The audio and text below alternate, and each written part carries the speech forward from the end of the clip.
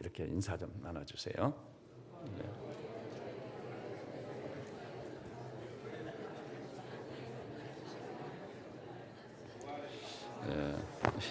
예, 예.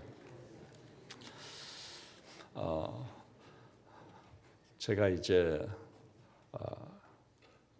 제일 중요하게 여기는 신학적 주제는 말할 것도 없이 십자가 부활입니다.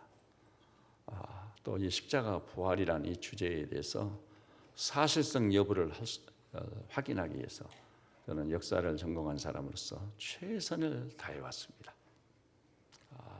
그것을 확신하지 못해서가 아니라 또 강단을 지키는 메신저다 보니까 제가 만일 거짓을 말하면 안 되지 않아요. 또 거짓의 아비는 분명히 사탄이고 마귀지 않아요. 어떤 경우도 거짓을 가지고 승부를 걸면 결코 안 되는 것입니다. 또 사실 앞에서는 겸손하고 낮아져야 되는 것이죠. 그래서 특히 중요한 이 십자가 부활 사건의 사실성 여부. 그런데요, 저보다도 비교할 수 없는 탁월한 학자들이 인생 문제로 고민에 빠져가지고 십자가나 부활의 사실성 여부를 규명하기 위해서 엄청난 노력을 했어요. 충격적이에요. 이미 한 번은 얘기를 했는데 게리 하버머스, 인류 역사상 부활을 증거하는 가장 위대한 학자로 사실상 자타가 공인할 정도로 그분과 공개적으로 3번 논쟁을 벌였던 안토니 플루라는 대표적인 무신론자 39권의 책을 쓸 정도였으니까 우리 한국에서 무신론주의자들이요 뭐 논쟁을 할 때 글을 쓴다든지 말을 하잖아요. 그거 보면 이 안토니 플루에게서 다 빌려다 하는 거예요. 그런데 안토니 플루가 게리 하버머스하고 서로 논쟁을 해가지고 완패당했습니다. 근데 그분은 완패당한 것이 자기에게 복이 됐어요. 그래서 마침내 2005년도에는 뉴욕 타임즈 기자를 초청해가지고 오늘로 나는 무신론을 포기합니다. 하나님은 살아계시고 그리스도의 부활은 사실입니다. 변화를 받아가지고 그분이 쓴 책이 어떤 책이라고요? 마지막 32번째 쓴 책이에요. 존재하는 신. 제가 그 책을 가지고 있거든요. 문장 하나하나가 그의 숨결이 느껴져요. 그분은 20대부터 인생 문제에 빠져버렸어요. 인생 문제라는 게 뭐죠? 다른 게 아니에요. 죽음으로써 끝이냐 아니냐 이 문제에 달려있는 거예요. 결국은.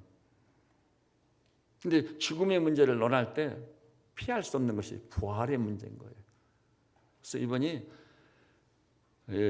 저는 1300권의 책인 줄 알았더니 이번에 다시 보니까 약간 문헌상 차이가 있는 것 같아요. 1400권의 책을 수집해가지고 예수 부활의 사실을 철저히 규명했어요. 그 결과는 그리스도께서 십자가에 죽으시고 부활하셨다는 것은 부인할 수 없는 사실이다. 이 사람이 내린 결론하고요 우리 같은 사람이 내린 결론은 이유가 다른 거예요. 얼마나 통쾌한 결론을 내렸는지 할렐루야였습니다. 그런데요 이분이 1400권의 책을 수집해서 모든 사실을 철저히 규명했는데 규명할 때는 무엇이 포함되는 줄 아세요? 부활의 현장, 십자가의 현장을 철저히 조사했어요. 과연 시신으로 놓이는 무덤이 빈 무덤이 됐는데 어찌 그런 일이 일어날 수 있었던가? 그 당시 유대적 배경, 유대적 배경도 중요하긴 하지만은 그 당시 십자가 부활 사건을 가까이서 목격하거나 전파된 사실을 접했던 당대의 최고의 석학들, 그 중에서는 유대인 출신 가장 위대한 당시 역사가 요세푸스도 포함되어 있는 거죠. 도대체 이런 사람들이 그리스도의 십자가나 부활을 어떻게 봤었던가? 이것은 뭐 급속히 확산돼서 들불처럼 번져갔고 전염병처럼 확산돼 버렸으니까 내노라 하는 사람들은 십자가나 부활 사건을 접하지 않은 사람이 아무도 없었던 거예요. 그 모든 것을 포함해서 1400권의 책을 수집해서 읽고 규명했으니 어찌했겠습니까? 그리고 내린 결론이요, 그런 책들을 규명하기 위해서 철저히 탐색한 결과 내가 마지막 내린 12가지 결론이 있다. 12가지입니다. 근데요, 그 중에서 두드러진 것이 뭔 줄 아세요? 그리스도께서 역사적인 인물로 탄생하시고 33년의 생애를 사셨다는 것은 부인할 수 없는 사실이다. 왜냐하면 주님의 생애 자체를 부인하는 자들이 있거든요. 얼마나 사탄의 역사가 무서운지 몰라요. 그 다음에 두 번째는 그리스도의 십자가의 죽음. 도대체 소경을 보게 하고 기모거리를 듣게 하고 죽은 나사로도 살려버린 그분이, 그리고 그 당시 사람들은 오병이의 기적을 베풀었고 바람과 바다를 책망하니까 잠잠해져 버렸고, 이런 분이라면 어떻게 십자가의 죽음을 모면할 길이 없었단 말이냐. 그런 논리가 딱 성립이 되는 거예요. 성립이 됩니다. 그래서 그런 문제를 아주 광범위하게 조사한 거죠. 그러니까 대단한 학자입니다. 그분은 근데 부활이나 이런 걸 증거해 가지고 밥벌이나 하려고 하는 차원에서 접근한 게 아니고, 자기 인생 문제니까 내가 과연 죽음으로 그만이냐 아니면 죽음 이후에 부활이라는 것이 있느냐, 이 문제를 규명하기 위해서 처절한 고투를 벌인 거예요. 연대를 보니까요, 이럴 수가 있어요. 1975년에서 2003년까지요. 자기 중요한 생애를 다 보냈어. 저도 이거 이번에 살았어요. 1975년부터 2003년까지. 그런 결과 방금 이 12가지 결론을 냈는데 그 중에 하나가 예수의 생애의 역사성. 그러니까 사실요, 거짓말의 B씨와 A도 역사를 나눌 수 있겠어요? 불가능한 일인 겁니다. 그 다음에 거기서 두드러진 또 한 가지는요, 방금 얘기했죠. 그리스도의 십자가라는 것은 의심할 여지 없는 역사적 사실이었다. 그가 가지고 있는 능력이라면 십자가에 죽을 이유도 없고 죽을 필요도 없고, 주님이 말씀했듯이 12영도 더 되는 천군 천사를 불러가지고 일시에 로마 정부를 제압할 수도 있었어요. 그렇지만 그분은 십자가의 길을 가셨던 것입니다. 그건 의심할 여지 없는 사실이다. 그다음에 두드러진 것 중에 이 얘기만 다 하고 있을 수는 없어요. 세 번째, 그리스도의 부활. 부활을 누가 믿겠느냐는 거예요. 그 황당한 얘기를 아무도 믿을 자가 없다는 거예요. 그래서 제자들도 사복음서에 보니 뭐라고 그랬죠? 부활한 주님을 직접 만나본 여성들이 가서 우리가 주님을 보았다고 막 증거를 하는 거예요. 그런데도 제자들까지 뭐라고 그래요? 허탄하게 생각하여 믿지 아니하더라. 허탄한 것으로 생각을 해버렸어. 좀 헛것 본 것 아니야? 도마 같은 경우도 자기 동료 제자들이 우리가 부활의 주님을 보았노라 하니까 도마가 뭐라고 그랬죠? 무슨 헷갈린 소리 아니야. 내가 내 손을 내밀어 못자국을 만져보고 내 손을 내밀어 창자국에 넣어보지 않고는 믿지 아니하기는. 이게 현실이었으면 그게 우리가 훨씬 그 말이 이해가 가는 거예요. 여기 앉아 계신 여러분도요, 죽은 자가 사흘 만에 살아났다는데 믿을 자가 누가 있어요? 그 어리석은 일.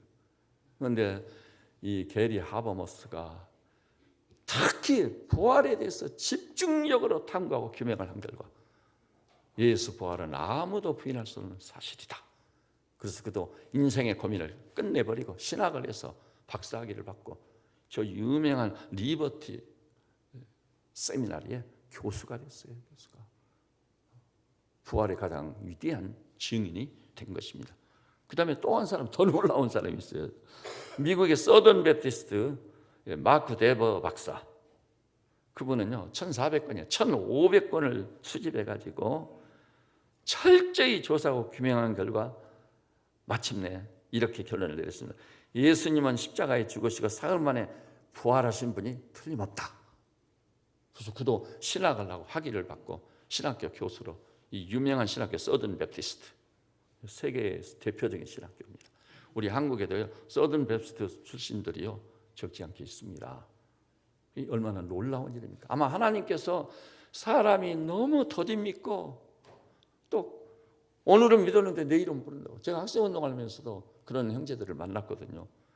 그때는 믿어졌는데 지금은 잘 모르겠어요. 믿음이 수시로 변하고 흔들린단 말이에요. 이렇게 허물과 죄로 얼룩진 인간을 사랑하셔서 절대 신앙을 갖도록 이런 위대한 학자들을 동원해가지고 이런 놀라운 결론을 내리게 하신 분이 부활의 주님이신 줄 확실히 믿으시기를 우리 주님의 이름으로 축복합니다. 근데 여러분, 인생 문제라는 것은요 어차피 갈림길에 서는 거예요. 그 갈림길도요 궁극적으로는 부활이 사실이냐 아니냐 이 기로에 서는 거예요. 그래서 오늘 본문도 여러분 너무 놀랍죠? 우리 12절 한 목소리로 한번 봐볼까요? 12절 시작.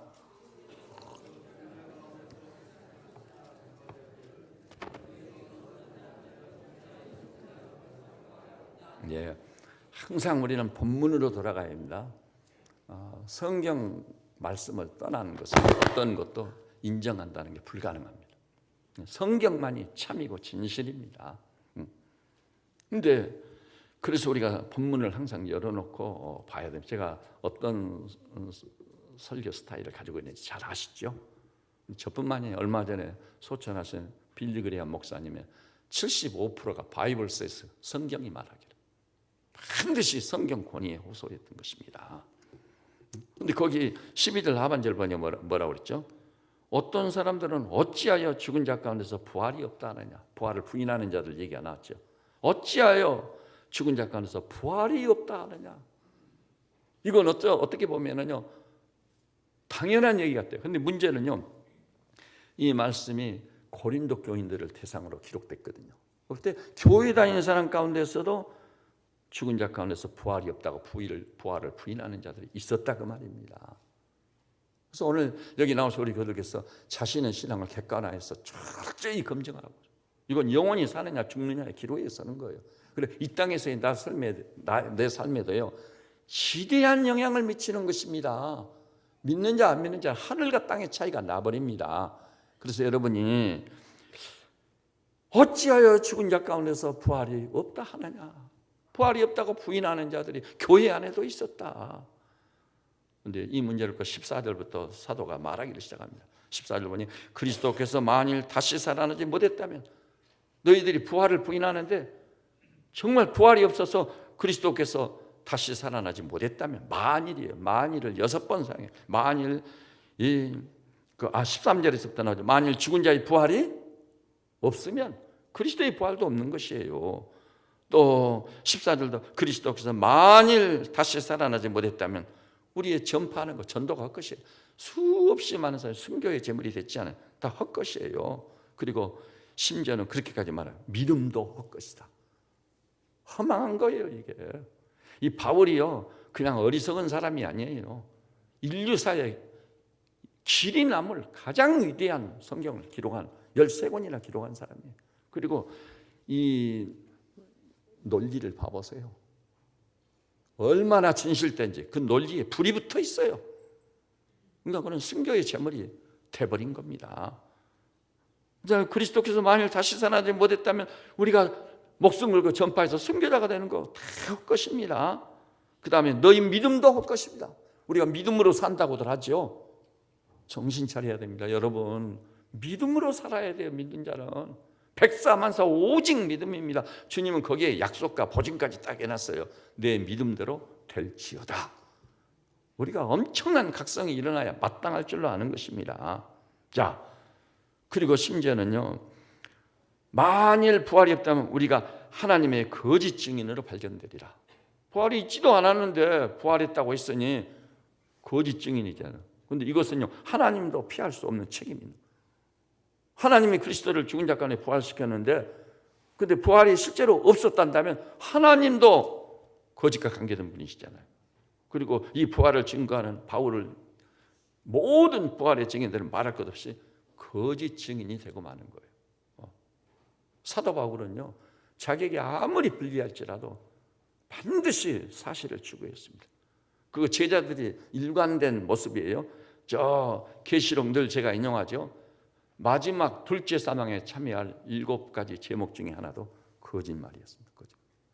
사실 우리나라에서요 저 유명한 도산 안창호 선생이 제가 흥사단을 기웃거려 봤더니 그 말을 해요. 꿈속에서도 거짓말하지 말라. 너무나도 중차대한 말이에요. 근데 바울이 하나님의 거짓 증인으로 발견되리라 이렇게까지 말하면서 그리고요 또 15절 하반절 보니까 만일 죽은 자가 다시 살아나는 일이 없으면 이 가정을 했을 경우 그 결론은요 참담한 거예요. 그리고 16절에도 만일 죽은 자가 다시 살아나는 일이 없으면 그 다음에 더 나아가서 19절 만일 그리스도 안에서 우리가 바라는 것이 다만 이 세상뿐이란다면 만일 부활이 없다면 우리가 기대하고 바라는 게 어디밖에 없는 거죠? 세상밖에 없는 거예요.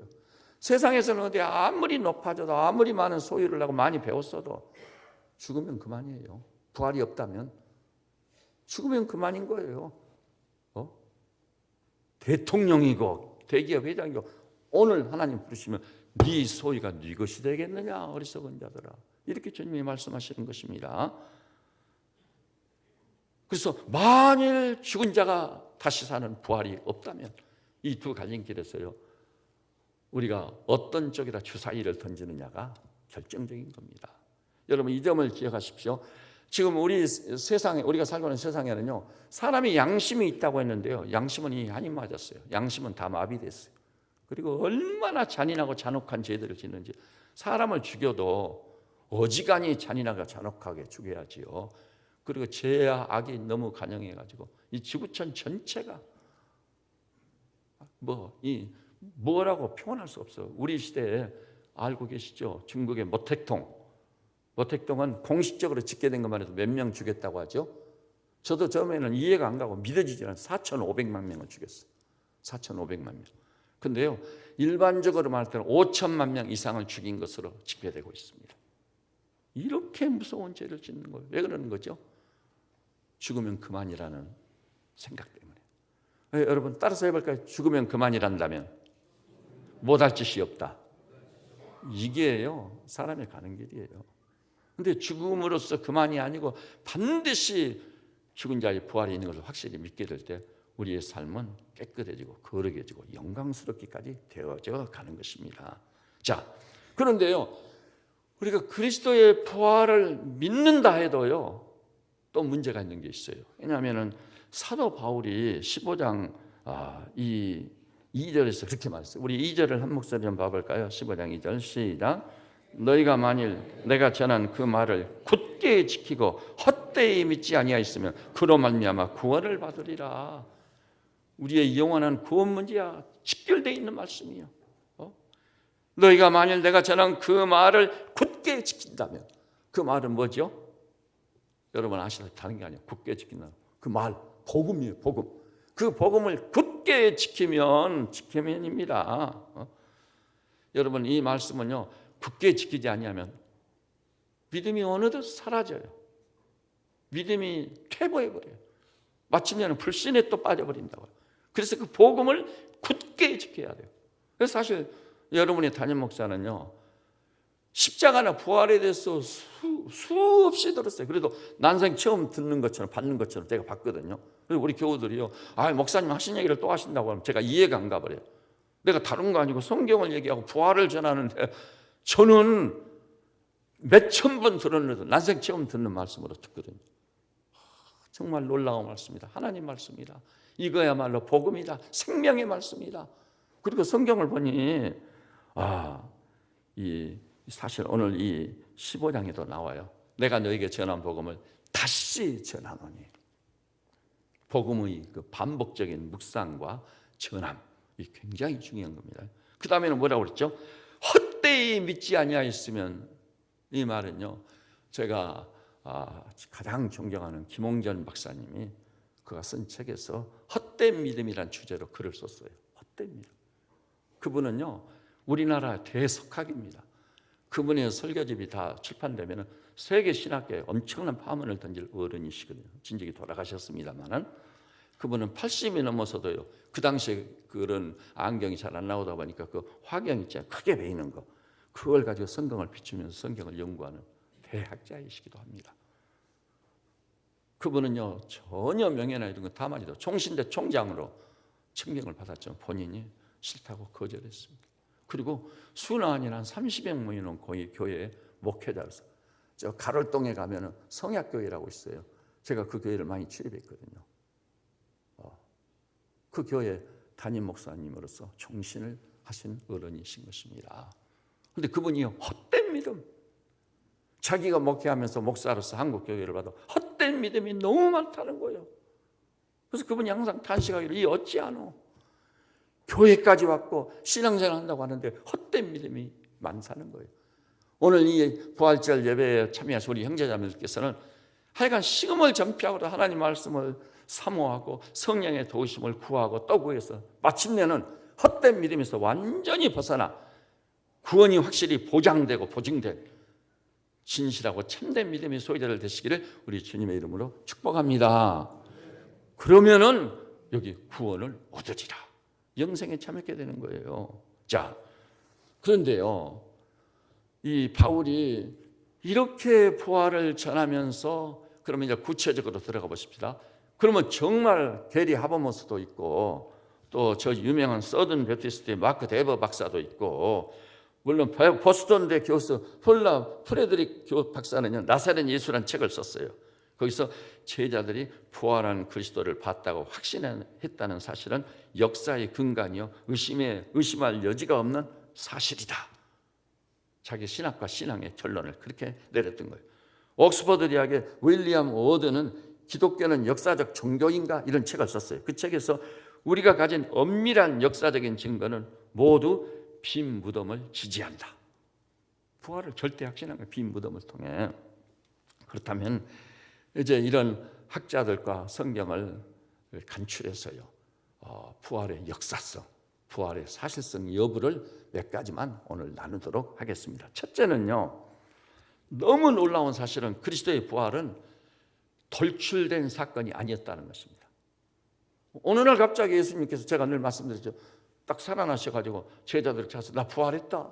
그런 돌발적 사건이 결코 아니었다는 것입니다.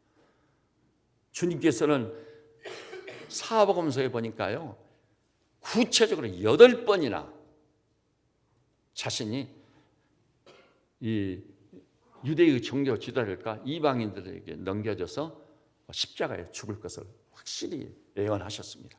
예언하신 다음에 그 다음에 뭐라고 덧붙이냐면은 인자가 제3일에 다시 살아나리라. 이 부활을 아주 엄밀하게 주장을 했어요. 그러니까 이 말을 들은 베드로가 뭐라고 그랬죠? 어떻게 주님이 십자가에 죽으실 때 있단 말이에요. 부활은 제껴놓고요 십자가만 생각을 하고 그래서 그 앞을 가로막고 주여 그리 마옵소서. 그리고 그 앞을 가로막았습니다. 그러니까 예수님이 뭐라고 그러죠? 아마 믿는 자들 가운데요 베드로처럼 엄청난 책망을 받은 자가 이 땅에 없을 겁니다. 사탄아 내 뒤로 물러가라. 네가 하나님의 일을 생각지 아니하고 사람의 일을 생각하는 도다. 세상에 이렇게 책망을 받은 베드로를 생각할 때요 예수님이고 뭐고 제자가 뭐고 그날로 졸업하고 떠나버렸을 것 같아요. 너무 성질이나 화가 나 이럴 수가 있단 말인가. 그런데 주님이 분명히 사탄아 내 뒤로 물러가라 책망을 했어요. 여러분 이런 식으로 해서 주님이요 아무도 부인할 수 없을 만큼 명료성 있게 8번이나 자신의 부활을 예언했습니다. 미리서 예고했단 말이에요. 그런데 이 예언은요 너무 놀랍게도 구약 자체가 예수님의 십자가 부활을 집중적으로 예언하고 있다는 사실이에요. 수천 년 전에. 너무 놀라운 일인 거예요. 여러분 저는 이사야 53장을 접했을 때 충격을 먹었습니다. 예수의 죽음을 놓고요 이렇게 말하는 거예요. 그의 죽음이 부자의 묘실과 같이 하였도다. 예수님이 돌아가신 다음 어디? 부자? 아리마대 요셉의 무덤에 매달될 것이 딱 예언이 되어 있는 거예요. 정말 아리마대 요셉이 예수님의 시신을 빌라도에게 요청해가지고 그 시신을 자기가 들어가려고 준비하는 부자의 묘실에다 딱 매장한 거예요. 이런 식으로요 아주 정확히 이 심지어는요 주님이 뼈가 어그러진 사실에서 뼈가 어그러지리란 예언까지 다 나오고 옷이 제비뼈와 나누어질 것까지 죽은 자 가운데 다시 살아 내 육체 가운데서 살아계신 예수님을 살아계신 주님을 만나보게 될 것이다. 저 욥기에 그 말씀이 예고되고 있는 거예요. 그러니까 구약과 신약은 온통 예수님이 죽은 자 가운데 다시 살아나리란 부활에 대한 예언으로 가득 차 있는 거예요. 그게 돌출적 사건이 아니었기 때문에 이런 예언들을 본 사람들이요 또 예수님이 직접 예언하셨기 때문에 그것도 부활할 날짜를 예고했어요. 며칠 후에? 3일 후에 부활할 것을. 예를 들어서 100년 후에 살아난다든지 200년 후에 부활할 거다 이런 예언은 여러분도 저도 누구나 할 수 있어요. 확인할 도리가 없잖아요. 그런데 우리 주님은 놀랍게도 제3일에 살아나리라. 3일이니까 우리 주님이 십자가에서 돌아가신 그 엄청난 사건을 내리에서 사라지기도 전에 부활을 확인할 수 있었던 것입니다. 그래서 부활에 대한 예언들이 예수 부활을 입증한다고 학자들은 인정할 수밖에 없습니다. 그 다음에 두 번째는요, 빈 무덤. 자, 주님이 몇 월날 돌아가시죠? 금요일날 돌아가셨습니다. 그리고 유대인들은 레위기 규례에 의해서요, 시신을 엄청 가장 부정한 것으로 봤어요. 시신을 가지고 안식일을 지나면 큰일 나는 거예요. 그러니까 안식일 전에 시신을 처리해버려야 돼요. 그래서 시신을 수습해가지고 죽은 것이 확인된 다음 아리마대 요셉의 무덤에 매장을 해버린 것입니다. 여러분 참으로 놀라운 일인 거예요. 그러면 어떤 사람들은 시신이라니 예수님이 덜 죽었을 것 아니냐. 그래서 악질적인 학자들이요 이렇게까지 주장하래요. 기절선. 기절했다가 서늘한 무덤 속에 갔다 누이니까 비로소 정신이 나서 살아났을 거다. 근데 기절설은 지금은요 설득력이 전혀 없는 학설로 외면당하고 있습니다. 그 다음에요 토적설도요 설득력이 전혀 없는 학설로 이미 고려의 대상이 되지 않습니다. 기절설 중에 기절설은 뭐냐면 제자들이 예수님을 너무나 사랑하나 보지 그 시체를 딱 훔쳐다가 감추어놓고 예수는 부활했다고 거짓 소문을 퍼뜨려 거짓 소문 퍼뜨린 것으로 밥을 먹고 살았다 이런 식인 거예요. 근데 여러분 그렇다고 가정해보세요. 그러면은 제자들이요 죽어버린 주님의 시신을 갖다 딱 감춰놓고 거짓말로 지어가지고 예수는 부활했다고 거짓 소문을 퍼뜨리고 그렇게 해서 밥을 먹고 사는 이럴 수가 있었겠어요? 그런 거짓말을 위해서 순교자가 될 수는 없는 거예요. 그런데 너무나 놀라운 사실은 서유교적인 석학이 이 문제를 가지고 거론을 했습니다. 부활을 확실히 믿은 제자들, 부활한 주님을 직접 만나본 사람들은 한 사람처럼 마지막까지 끝까지 부활의 신앙을 지켰다. 그 누구도 부활의 확신을 포기한 사람이 없었어요. 순교자가 되면서 사자에게 던져지고 십자가에 매달려 피아물을 쏟아 죽어가면서 강에 던져지면서 집에서도 추방당하면서 끝까지 부활의 신앙을 지켰습니다. 그것은 도적설을 생각해 볼 때 이해가 불가능한 거예요. 설득력이 전혀 없는 거예요.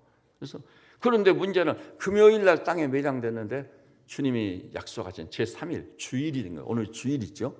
주일. 그래서 여러분 아시지만은 예수 그리스도의 부활을 증거할 때요. 부활을 확실히 증거하는 6번째 이유 중에 하나가요. 안식일이 주일로 바뀐 겁니다. 누구에 의해서 바뀐 거예요? 유태인들에 의해서 안식일이 변해 주일이 되어버린 것입니다. 그럼 유태인들은 안식일에 일을 하면 돌로 쳐서 죽일 정도로 엄격한 여러분이 아시죠? 6.1 전쟁의 전설 같은 얘기. 3억의 무슬림들이요. 이스라엘을 완전히 지중해에다 쓸어 넣어버리자. 근데 전쟁을 언제 시작하기로 한 거죠? 안식일 날 쳐들어가자. 그들은 안식일 날 쳐들어가면은 결코 방어를 하지 않을 거다. 안식일을 지켜야 되니까. 그래서 정말 안식일 날 쳐들어갔습니다. 그랬더니 정말 대항을 하지 않는 거예요. 그래서 막 물밀듯이 밀려갔습니다. 이제 끝났다. 그런데 해가 딱 넘어가는 거예요. 그 순간 유대인들은 새날이 해가 넘어가면 시작돼요. 안식일이 딱 끝난 거예요. 그래서 반격이 시작됐습니다. 그래서 6일 동안 완성을 거둬버린 거예요. 세계 전사에 없는 스토리입니다. 길이 남을 사건이요. 그렇게 안식일을 철저히 지킨 사람들이 누구라고요? 유태인들이란 말이에요. 근데 그 예수 여러분 잘 아시다시피요. 죽어가지고 땅에 매장됐다 제3일에 부활했다고 하는 분도 유태인 예수 그리스도예요. 이 부활의 소식을 전하는 사람들도 누구라고요? 유태인 제자들이요. 그러면 유태인들은요. 이방인과는 어떻게 됐죠? 물에 기름 같은 존재, 섞일 수가 없어요. 그러니까 유대인 공동체는 어디든지요. 세상 사람과 이방인과 섞여 살지 않아요. LA 근교에도 유대인 공동체 따로 있어요. 중국에도 유대인 공동체 지금까지 따로 있어 삽니다. 미국, 폴란드, 러시아 어디든지 유대인들은 자기들끼리 모여 사는 공동체. 이방인과 섞일 수가 없는 거예요. 그게 분명하거늘 살아나신 이도 유태인이고 그 부활의 소식을 전하는 자도 유태인이요. 누구한테 가서 전하는 거예요? 이방인들에게 가서. 바울도 유태인 출신 아니에요. 근데 그러니까 이방인들이 도저히 수행이 불가능해요. 저것들 유태인들이 저희들만 선민의식을 가지고 있는데 우리를 지옥을 밝혀주는 횃불이라고 하는 저놈들이 부활을 전한다. 죽은 자의 부활을 받을 수도 없을 뿐만 아니라 기가 막힌 거예요. 유태인들이 하는 짓이. 그래서 닥치는 대로 유대인을 버는 대로 막 붙잡아다가 화형도 시키고 십자가에도 매달고 한 거예요. 그런데 그런 고난을 당하면서도 유태인들은 끝까지 순교의 제물이 되면서까지 그리스도의 부활을 전하다가 죽은 겁니다. 그러니까 이것을 볼 때 예수 부활은 사실이다. 그리고 도적설은 설득력이 전혀 없고 금요일 날 매장했는데 금요일 이후에는 주님의 시신이 빈 무덤 속에 무덤 속에 반드시 있어야 돼. 그런데 어떻게 됐죠? 3일째 된 날부터 무덤이 비어버린 거예요. 그리고 놀라운 사실은 이 무덤 속에서나 이 세상에서 감추어놨던 그리스도의 시신이 발견되면 제자들도 다 죽일 수 있었거든요. 그런데 예수를 대적했던 원수들도 이미 예수님의 시신이 무덤 속에 없었습니다. 빈 무덤밖에 없었어요. 세상에 어떤 예수 그리스도라고 볼 수 있는 시신은 사라져버리고 없었어요. 그래서 왜 무덤이 비었느냐, 왜 무덤 속에는 시신이 사라졌느냐 할 때 답은 딱 하나밖에 없는 거예요. 그분이 부활하셨기 때문이다. 그래서 마태복음 28장에 명백히 기록되어 있어요. 천사들이 여성들 보고 그러시죠. 너희가 어찌하여 산 자를 죽은 자 가운데서 찾느냐. 그는 다시 살아나셔서 여기 계시지 아니하느니라. 빈 무덤에 대한 명백한 증언이 나오고 있는 것입니다. 오늘 여기 나서 우리 믿음의 식구들께서도 주님의 은혜로 성령의 말로 하시면 감동과 감화로 영적으로 빈 무덤을 확인해서 절대의 신앙을 가진, 그래서 이 땅을 살아갈 동안은요 부활의 새 생명의 능력으로 사는 우리 성도들 되시기를 우리 주님의 이름으로 축복합니다. 그 다음에요, 세 번째요, 금요일 날 매장됐으니까 금요일 이후는 주님이 부활하지 않았다면 세상에서 예수님을 만나볼 수 있었어요? 없었어요? 없었어야 되거든요. 그런데 제3일부터 부활한 주님을 만나본 놀라운 사건이 일어나기를 시작하는 거예요. 죽음을 예상도 못했던 사람들, 아까 제가 인용했죠. 도마 같던 제자, 실증주의라고 말하기는 역부족이에요. 어떤 경우도 죽은 자의 부활을 믿을 수 없는 자, 그러니까 손을 내밀어 못자국을 만져보고 내 손을 내밀어 창자국에 넣어보지 않고 믿지 않겠노라. 그것이 도마의 입장이거든요. 제자인데도 불구하고. 그런데요, 이 도마가 제3일부터 다시 살아나가지고 사도행 1장 따라서 해볼까요?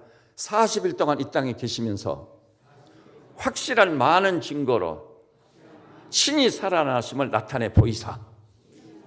여러분 자그마한 채 40일입니다. 그래서 확실한 많은 증거로 친히 살아나심을 나타내 보인 거예요. 그렇게 완전 불신에 빠졌던 도마도 찾아와서 네 손을 내밀어 못자국을 만져봐라. 네 손을 내밀어 창자국에 손을 넣어봐라. 그리하고 믿음 없는 자가 되지 말고 믿는 자가 되라. 도마의 강팍하고 완악한 마음이 완전히 깨져버렸습니다. 나의 주님, 나의 하나님, 이런 고백이 터졌어요. 여러분 제3일 후부터 수없이 많은 사람들이 만나봤어요. 아까 우리가 고린도전서 15장에서 봤지요. 게바에게 보이시고, 여러분 사람들은요 내 눈으로 확인해야 내가 믿겠다, 보여달라. 그런데 주님이 그런 인간의 불신을 아셨기 때문에 너무 사랑해서 이렇게 하신 거예요. 게바에게 보이시고, 후에 12제자에게 보이시고, 그 후에 500여 형제에게 일시에 보이시고, 7절에 그 후에 야고보에게 보이셨고, 그 후에 모든 사도에게 보이셨고, 8절에 맨 나중에 만삭대의 못된 난자 같은 내게도 보이셨느니라. 그 누구도 부인할 수 없는 이 고린도서 15장에서 제일 많이 사용된 용어, 본다는 얘기, 본다는 얘기. 부활을 아무도 안 믿으려고 하니까 주님이 보게 하신 거예요. 보게 하신 것입니다. 여러분 정말 여러분이 믿음이 안 생긴다면요, 한번 금식을 해보세요. 3일 금식이라도 오직 주님 나를 불쌍히 여겨서 나도 토마처럼 주님의 못자국 창작을 확인하고 부활한 주님을 직접 만나보고 그렇게 하고서라도 믿어지는 은혜를 주셔야 됩니다고 주님을 붙잡고 늘어져 보세요. 그러면 주님이 그 은혜를 주실 거예요. 그런 사람도 실제 역사에 있었습니다. 죽은 자의 부활이 도무지 안 믿어지니까 이게 황당한 얘기. 허탄한 듯하여 아무도 믿지 아니하니라.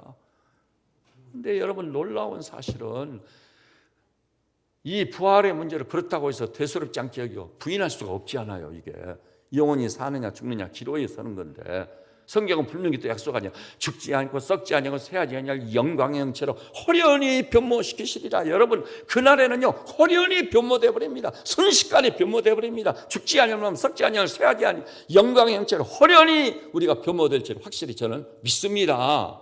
여러분 그 절대 확신을 가지고 사셔야 됩니다. 그래가지고요 이 문제 때문에 고민하다가 내중에는 목숨 걸고 금식을 하면서 나한테도 좀 보여주십시오. 보이시고 500년 일시에 보이시고 그렇지 않았습니까? 나한테도 좀 보여주십시오. 그 기도의 결과 부활하신 주님을 환상 중에 직접 만나보고 자아가 깨지고 주님께 완전히 굴복당한 사람들이 적지 않습니다. 여러분 그런 역사가 정말 인생 문제에 진지하단다면 인간의 생사의 문제와 영원히 사느냐 죽느냐 기로에서 이 문제를 가장 중요한 문제로 간주한다면 이런 역사가 있어야 되는 거예요. 그래서 바라기로는 이렇게 하든 저렇게 하든 얼마나 기도하기 좋은 교회입니까? 여기 올라가서 엎드려서 주여 나 좀 도와주십시오. 나 좀 불쌍히 여겨주십시오. 내게도 좀 증거를 주십시오. 이렇게 해가지고 주님과 씨름을 통해 확실히 그 증거를 보이심으로 주여 이제야 내가 알겠습니다. 나의 불신을 용서해 주십시오. 이제 주님의 사람으로 살겠고 부활의 증인으로 부름을 받기까지 살겠습니다. 그런 최심한 영적 결단을 반드시 내리시기를 우리 주님의 이름으로 축복합니다. 자, 그리고요 아까 제가 이미 이야기한 거 제자들의 변화. 제자들은요 주님이 십자가에서 딱 죽으시니까 어떻게 돼버렸죠? 다 흩어져 버렸어요. 다 흩어져 버렸어. 다 도망가 버렸어. 요한복음 20장에도 확인되지만 모인 사람들, 흩어지지 않은 사람들 한 곳에 딱 모여 문을 딱 닫아 걸고 두려움 속에 숨어 있었던 그게 현실이었습니다. 그들마저 붙잡고 죽이려고 하니까. 그런데 너무나도 놀라운 사실은 그렇게 부활을 믿지 못해 숨어서 두려움에 떨고 있던 제자들이 제3일부터 부활한 주님을 만나보기 시작하더니 제자들이 같이 뭉치기를 시작. 그러더니 그 제자들이 몽땅 사도 요한을 제외하고는 다 순교자가 되버렸다. 순교의 제물이 되면서 그리스도의 부활을 증거하고 애쳤습니다. 이 얼마나 놀라운 일인지. 저 유명한 사도 요한의 제자 폴리갑은요 화형당했거든요. 그때 폴리갑이 86세였는데요 허연 머리를 휘날리고 수염을 휘날리는 이 폴리갑의 인격에 너무나도 감동한 아버지. 지방 총독이 그랬어요. 내 앞에서만 예수를 안 믿겠다고 부인해라. 그러면 당신을 살려주겠노라. 너무 감동을 받았어요.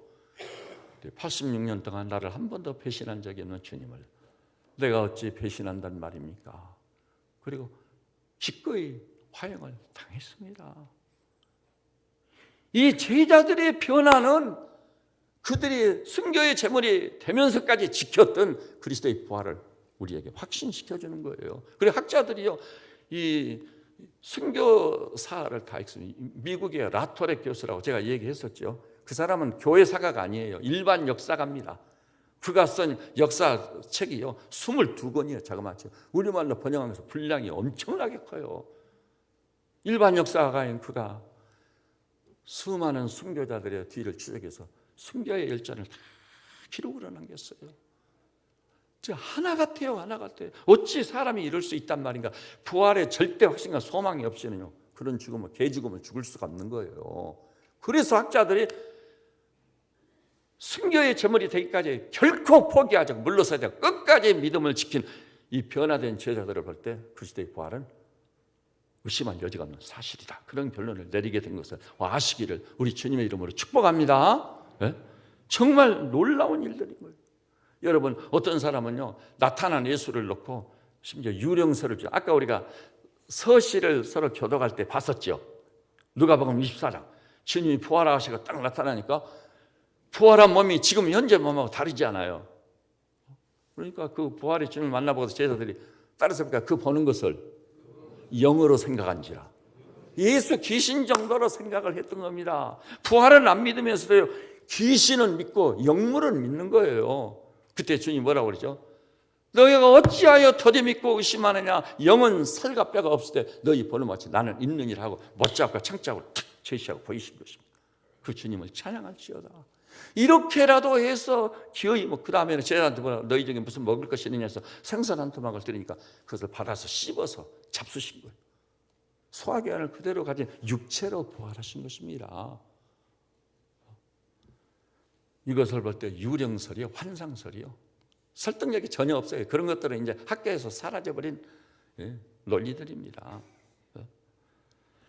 여러분, 그리고 마침내 제가 아까 얘기했죠. 바울의 변화. 제자 중에 하나죠. 그 사람은 자기 스스로 그랬어요. 그리스도 교회를 내가 심히 찬양하던 자였다. 그래서 오늘 본문에서 뭐라고 하죠? 만삭되지 못한 난자 같던 나다. 스위치를 같이 갖는 존재라는 거예요. 네? 그런 내게도 보이셨느니라. 그래서 사울이 바울로 뒤집히잖아요. 사울이 변해 바울이 된 거예요. 우리 존재 전체를 뒤흔들어가지고 완전히 사도행전적 부활의 증인으로 우리가 변화될 만큼 그리스도의 부활로 말미암아 우리 존재 속에 지대한 영향을 받아가지고 가정을 일으키고 이 어지럽고 폐역한 시대에 지금 큰일 났어요. 우리 아들, 딸들이. 이 아들, 딸들을 완전히 뒤집어서 가정의 기둥이 되고 교회의 기둥이 되고 우리 조국과 민족의 미래를 책임지는 하나님의 종들을 세워야 나라도 소망이 있지. 그렇지 아무 소망이 없습니다. 지금 철학으로요, 신학으로요, 아니 무슨 종교로요, 신앙으로요, 안 됩니다. 그런 따위 가지고는 안 돼요. 안 돼요. 그리스도의 부활에 대한 절대 신앙, 오직 믿음으로. 그래서 로마서 6장에 있듯이 새 생명 가운데서 행하게 하려 하십니다. 부활의 새 생명을 소유해서 그 새 생명의 능력으로 사는 우리 성도들 다 되시고 이 그리스도 예수로 말미암아 모든 일에 넉넉히 이기는 자들 되시기를 우리 주님의 이름으로 축복합니다. 제가 마지막으로 드리고 싶은 말씀은요, 영국의 무실론 변호사, 제가 우리 교회에서 처음으로 소개하는 분들이에요. 변호사 두 분이 있는데 두 사람이 친구였어요. 이 두 사람이 만날 때마다 저 기독교인들, 저 교회 다니는 것들, 저것들 어떻게 하면 교회를 무너뜨릴 수 있느냐. 이 사람은 무신론자를 대표하는 자들이었기 때문에 한 분 이름은 길버트 웨스트예요. 그의 친구는 리틀턴이에요. 기독교에 대한 엄청난 적대감을 가지고 있었어요. 어떻게 하면 기독교를 무너뜨릴 것인가, 그것만 궁리하는 사람. 그래서 어느 날 궁짝이 딱 맞아가지고 서로 약속을 합니다. 기독교를 무너뜨리는 것이 간단하다. 첫째는 예수 부활이라는 것이 꿈에는 얘기고 신화나 전설 같은 얘기 등을 입증하면 기독교는 무너져 버린다. 부활로 기독교가 섰으니까. 그 다음에 또 한 가지는 기독교의 복음을 전파해가지고 오늘날 같은 기독교를 확산시킨 대표적인 인물이 바울이다. 그래서 사울이 바울로 회심한 그 회심이 전설 같은 얘기에 불과한 것이다. 사실이 아니다는 걸 입증만 하면 기독교는 저절로 무너질 것 해서요. 둘이 약속을 했습니다. 그래서 길버트 웨스트는요, 예수 부활을 부인하기 위해서 연구하기로. 그 다음에 리틀턴은요, 사울의 회심을 알아봐가지고 책으로 출간하기로. 두 사람이 엄청나게 연구를 했습니다. 성경을 연구하고 그 시대의 여러 가지 문헌들을 연구하고 역사 속에 출현했던 갖가지 문헌들을 다 연구를 했어요. 마침내 책을 출간하고 완성해서 둘이 딱 만났습니다. 길버트 웨스트가 쓴 책은 예수 그리스도의 부활, 책 이름이 그거예요. 그 다음에 리틀턴이 쓴 책 이름은 사울의 회심. 약속대로 이름은 그대로 알았어요.